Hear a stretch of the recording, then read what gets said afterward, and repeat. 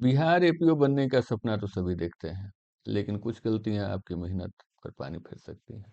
आज हम बात करेंगे उन 5 बड़ी गलतियों का जिनसे बचकर आते हैं।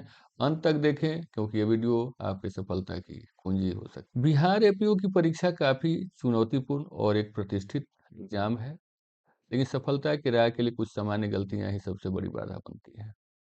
आज हम आपको बताएंगे इन 5 गलतियों से कैसे। पहली गलती है कि बिना योजना के तैयारी। बिना सही योजना बनाए आप तैयारी करेंगे तो दिक्कतें होंगी। तो पहली सबसे बड़ी गलती क्या है कि आप स्टडी का कोई प्लान नहीं बनाते। ऐसे ही पढ़े जा रहे हैं, कुछ भी पढ़ लिया, कुछ भी, जिस तरह आप कुछ भी खाकर कभी भी खाकर स्वस्थ नहीं रह सकते, उसी तरह कुछ भी कभी पढ़ करके आप परीक्षा नहीं प्राप्त पास कर सकते।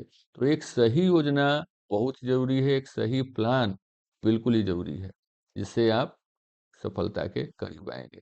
तो टिप क्या है? अपनी तैयारी के लिए टाइम टेबल बनाएँ, टाइम टेबल ज़रूर बनाएँ, क्योंकि यही आपको एक कंसिस्टेंसी प्रदान करेगा और आप रेगुलरली उस विषय को या उस सब्जेक्ट को या अपने सिलेबस को तैयारी करते रहें। दूसरी गलती क्या है? सिलेबस को हल्के में लेना। तो सिलेबस को हल्के में लेने का मतलब क्या है कि सिलेबस बहुत लार्ज है, लगता है कि बहुत छोटा है, 4 ही सब्जेक्ट है, 3 ही सब्जेक्ट है ना? लेकिन सिलेबस बहुत वास्ट हो जाता है। चाहे जुडिशरी की भी आप बात कर लें, उसके भी सिलेबस काफ़ी लंबे होते हैं। तो कई बार क्या होता है, लोग मोटी-मोटी बुक उठाकर पढ़ने शुरू कर देते हैं। तो देखिए, मोटी बुक से आप पढ़ेंगे, तो टीचर किससे पढ़ेंगे? है ना? तो मोटी बुक्स को पढ़ना बंद करें अगर आपको सफल होना है। इतनी मोटी आप बुक पढ़ेंगे, तो आप समझिए कि हर सब्जेक्ट को तैयार करने में कितने समय लग जाएँगे, है ना?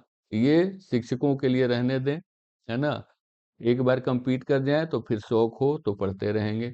सिलेबस जो है वो काफ़ी बड़ा है, इसलिए कॉन्साइज़ वे में उसकी आप तैयारी करें, ठीक है? टिप क्या है? बिहार एपीओ के सिलेबस को ध्यान से पढ़ें और अपनी तैयारी उसी अनुसार से करें। जो सिलेबस है, उसमें जितने रेंज के क्वेश्चन पूछे जा रहे हैं, आप एक बार प्रीवियस क्वेश्चन को देखें और जिस रेंज तक जाया जा रहा है, उसी रेंज तक सीमित रहें, ना कि बिल्कुल दूर तक चलते चले जाएँ।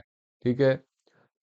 देखिए, तीसरी सबसे बड़ी गलती क्या होता है कि बच्चे मॉक टेस्ट अवॉइड करते हैं। बस पढ़ते जाते हैं, ज्ञानी बनते चले जाते हैं। तो ज्ञानी बनने से यहाँ बहुत ज्ञानी लोग हैं, लेकिन सफल नहीं हैं।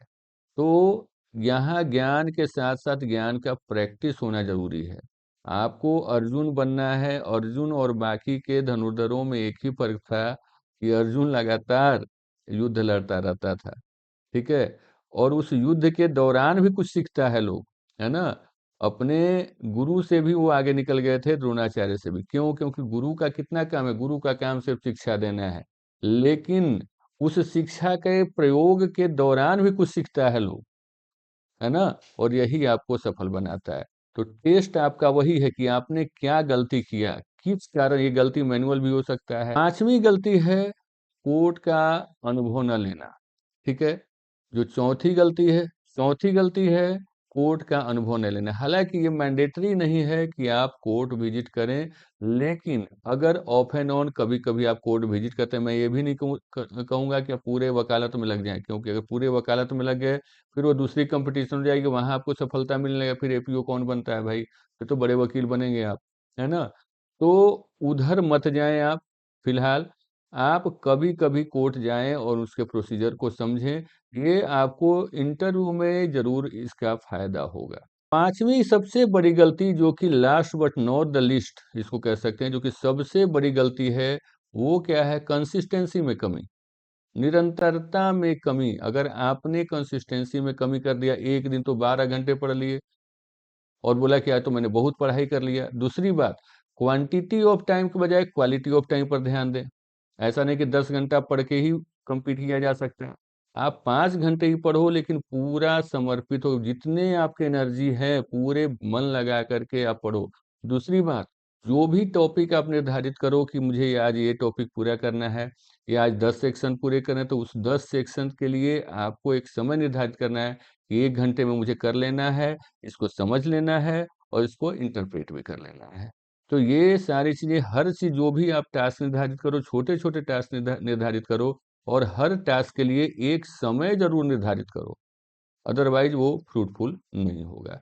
तो ये भी कभी-कभी गलतियाँ लोग करते हैं कि निरंतरता में कमी कर देते हैं, कंसिस्टेंसी नहीं रहती, 4 दिन पढ़े, 2 दिन सोए, इस तरह से आप कभी सफल नहीं हो पाएँगे।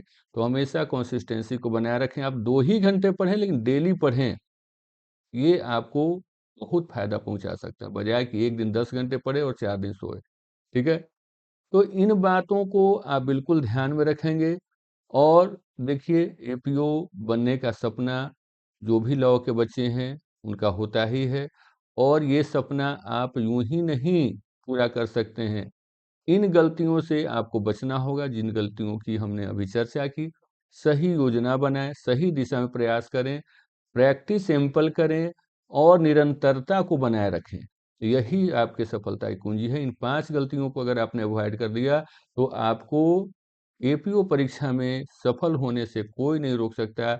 यही बातें जुडिशियरी की परीक्षा पर भी लागू होती हैं और भी सारी परीक्षाओं पर लागू होती हैं।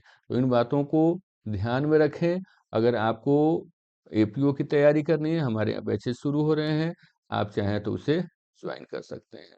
आप हमारे वेबसाइट पर संपर्क कर सकते हैं या बोरिंग रोड कैंपस पे आ सकते हैं। वीडियो अच्छा लगे तो बिल्कुल ही लाइक करें, सब्सक्राइब करें और हमारे चैनल से जुड़ें। धन्यवाद।